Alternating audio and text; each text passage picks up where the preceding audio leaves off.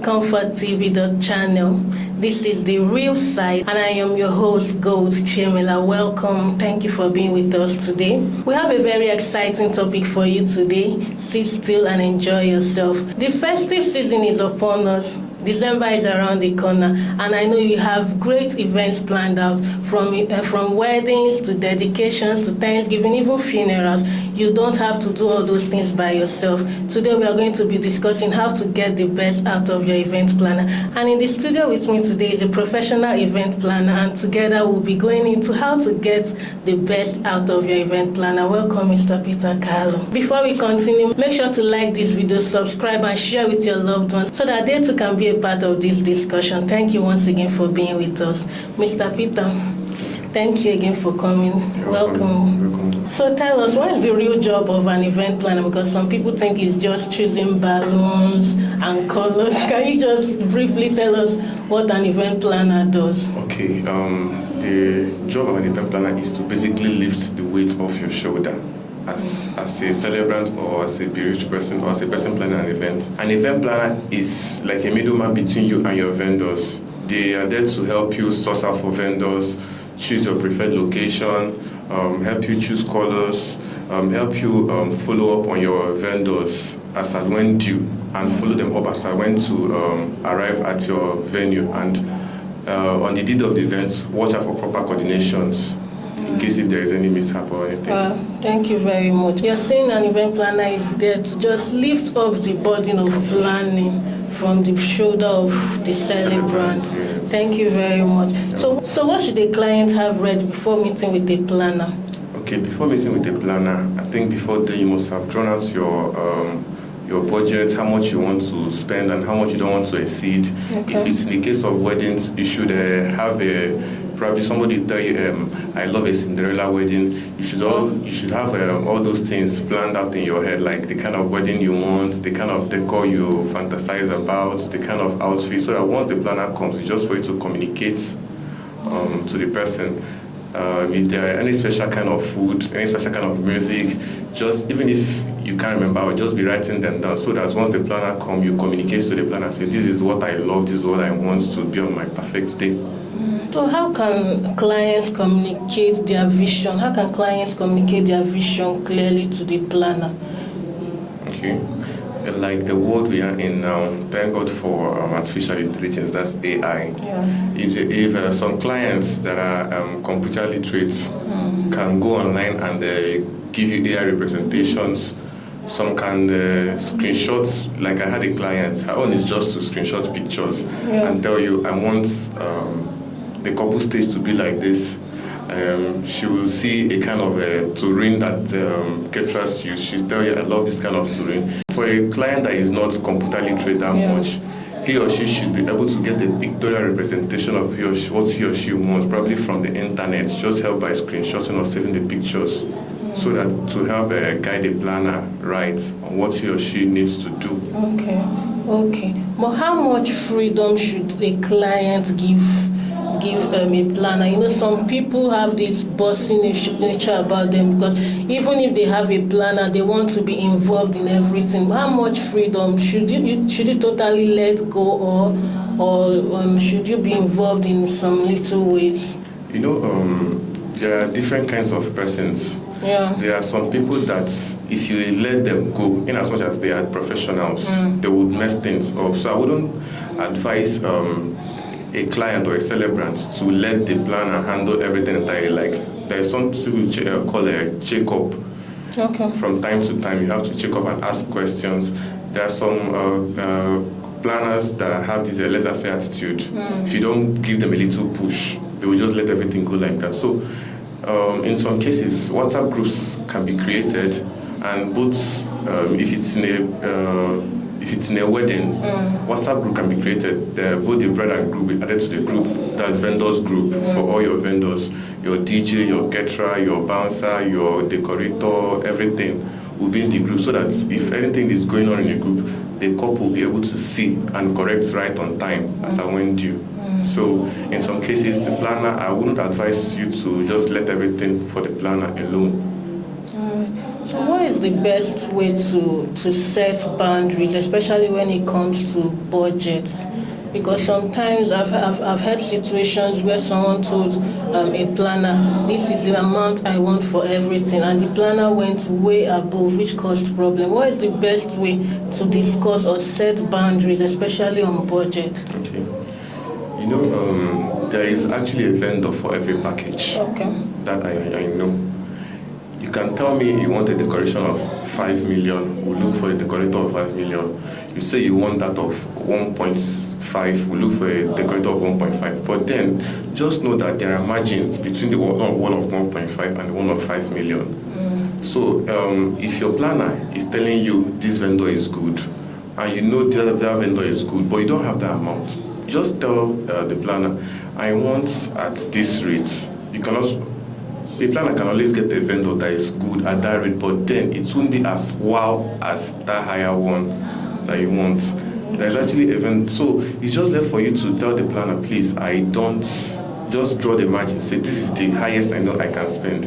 If there's anything coming afterwards, any additional, probably 100,000, my hand is out of it. So the planner can know where to stop and where to push further. Okay, thank you very much. I think I'm learning. I hope you're learning, viewers, from this. We are helping you here. Like I said, the festive period is coming up. If you haven't booked one, this is a perfect opportunity to know how to pick a planner for your events. So what are the questions that a client should ask before deciding on a vendor? What are the questions you should put? I know definitely, unless it's by recommendation, you're not just picking the first person. You see, what are the questions you need to ask before deciding, yes, this is the person that is planning my event? Okay, like we are in a global village, and like Omar is a town actually, so it's not like in a village where everybody knows everybody. But then most of them do a background check. If it's a planner that has a case of eating people's money and not achieving what they gave them the money for, before you can be able to book a planner I think you should ask few questions. If you know anybody that's in the industry, that's in the event industry, not probably a planner, probably a decorator, a cake person, a DJ, things like that, as a because please, do you know this particular planner? And so that you can get a background check information as regards to the person. So I think background check information is okay. Then there are some planners that are extravagant. You give them money to do cake, they go and lavish it on outfits. Wow. Give them money to give the DJ, they will probably use it and do one or two other things. But then I think background checks is pertinent in choosing your planner, so that your money will not be lavished on something else that it wasn't meant for. Okay. So when you've come in contact with someone, how do you decide? Are there questions you pose to the planner himself to say, okay, this person knows what he's doing, or this person will meet me at the point where I deserve? Okay. There are some clients that if you meet now, you want to work with them. Some might just need a verbal conviction. Some might just want to go to your Instagram page. Some might just want illustrations. So it's not left for you to know the one the client wants. Some you might just talk to, just okay, fine, you're very good. So you have need to go extra. Like now, if there's a place that you push someone that doesn't know what he or she is doing in a particular field, there's a place that will push you to you're off balance. So it's not left for the clients to know the strategic questions to ask, to know if this person is grounded in this field, if the person can give you what you want in that particular field. So it's based on your personal preference. You ask the person, the planner question based on what you want. Yes. Okay, and if the person is meeting it, you know you can go forward. If the planner is grounded, like if it's a planner that is grounded in what he or she is doing, venue should be first. If you get to a venue, just throw an open question. How many can this hall contain? Okay, wow. Just a grounded planner. Once a planner enters a hall, he or she should be able to tell you how many a hall can contain, either by round table or by church setting. Wow. If that person can't be able to tell you, then not that the person is not good, Yeah. but then I think it should be looked into anyways. All right. So moving forward, how can definitely, you know that budget differs. There are some people that are willing to just throw it all in, but there are some people that are not there yet, but still, and they want to have a beautiful event. So how do you achieve? How do you make sure? So how can people get beauty out of their event, even when it's not Instagram worthy? Okay, like I said earlier, there is a vendor for there is a vendor for every budget. Okay. Just as a planner, as a well-grounded planner, you're supposed to not just have a single person's contact. If it's a caterer, you're not supposed to have one caterer's contact. There's supposed to be like 5 caterers. 5 of them are for different budgets. Caterer A might work for 2 million, caterer B might work for 3, caterer C might work for 500,000. So you as a planner, you know the ones to use at every budget. Some might tell you, I want 2 caterers, one for VIP, one for regular. The one for VIP is not regular, is not usually the one for regular. One for VIP is actually costlier, while that of regular is cheaper. So for a client who wants a wedding that is not Instagram worthy per se, you should be able to know the kind of clients to divert to the vendor. And not that they won't give the person what is good, but they'll give what is good, but then it all depends on the budget. There is actually a client, a vendor for every client's budget. Okay, thank you very much, Mr. Peter. Please stay tuned. The Real Side will be back after this short break.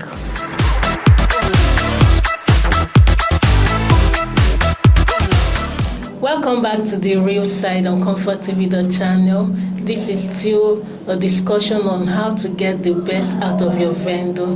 If you have not shared this video, you're making a mistake. You're enjoying yourself. Please share you're enjoying yourself. Please share the video so that others too can be a part of this discussion. So, Mr. Peter, what is something clients do that drive planners crazy? One secret thing that you people know that, oh, this thing is, especially what many people do, so that viewers too can know what to avoid to not to frustrate their event planners. I think everything in this life has to do with trust. Once you don't trust your planners, I think it drives them nuts. A planner will get the vendor for you and tell you this vendor is charging 100,000 naira, and you go behind to go and get another vendor for the same thing just to compare prices. I think those things drive planners nuts. It's just you just be like you don't trust them, or they are duping you, or they are adding extra costs on what they told the vendor actually, and it drives them nuts. You've heard it though.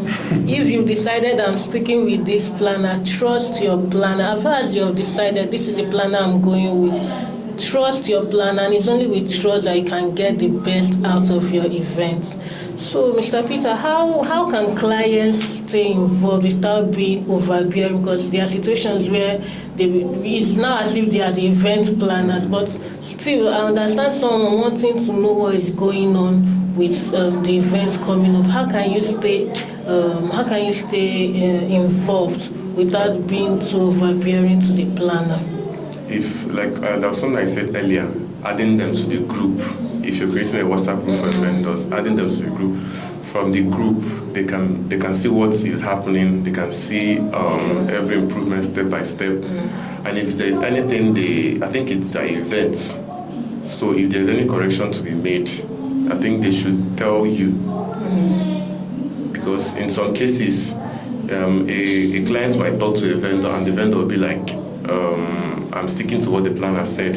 So I think just to be on a smoother side, if there's anything you don't like, you talk to your planner and communicate to he or she how you want it to be done. Then they can as well add their own one coin to make it perfect, so that they can communicate to your vendors. I think that way wouldn't be overbearing because you first spoke to your clients privately, but in some cases you might talk to the vendor and things will escalate out of proportion. Yes. Thank you very much. Now, in this part of the world, So many people do not believe in planners, especially people that have families. You understand? We have parents that want to take over sabi uncles, over sabi aunties, sisters, friends that still want to act as a planner, even when someone clearly has a planner. How can the client or even the planner handle this family and friends? Okay, for the fact that it's a planner, there's nothing to worry about. You know, there are periods when the events will heat up. Everybody will run away. Yes, now I've seen such situations. Somebody will tell you, I'm the oversabi auntie. He or she will be everywhere. And when the main hitter is not there yet, they'll be pointing hand here and there. But when the main hit of the event comes, the person will run away. And that's when the planner now knows that he or she is the planner, because once it hits up, the person will run. The inner hit will be upon you. Now, it's not there for you if there are such persons in the event you're planning. It's just for you to do your thing. Continue the way you've been doing.